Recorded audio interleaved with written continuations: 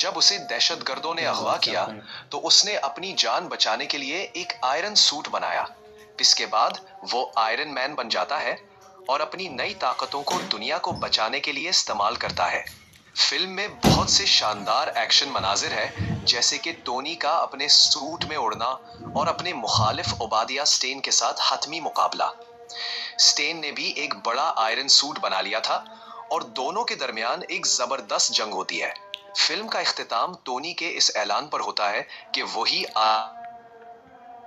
Tony Stark अपने नए iron man suit का पहला तजुर्बा करता है, तो ये मंजर बहुत ही दिलचस्प होता है।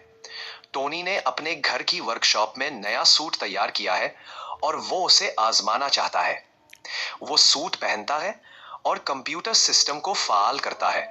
सूट के मुख्तलिफ हिस्से मुतहर्रिक होते हैं और टोनी हवा में उड़ने के लिए तैयार होता है। जैसे ही वो अपने बूस्टर्स को चालू करता है, वो थोड़ा सा ऊपर उठता है, फिर तवाजुन बिगड़ जाता है और वो दीवार से टकरा जाता है।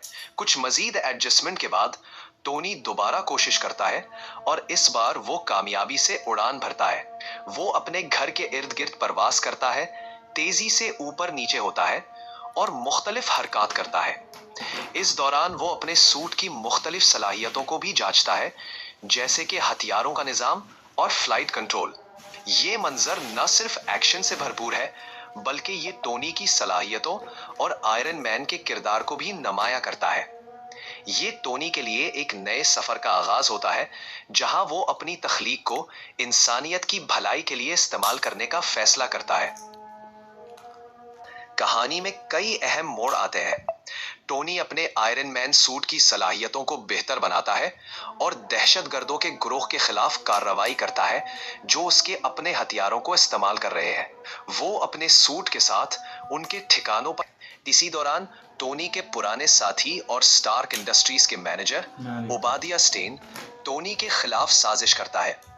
उसे पता चलता है कि ओबादिया ने ही दहशतगर्दों के साथ मिलकर टोनी को अगवा करवाया था,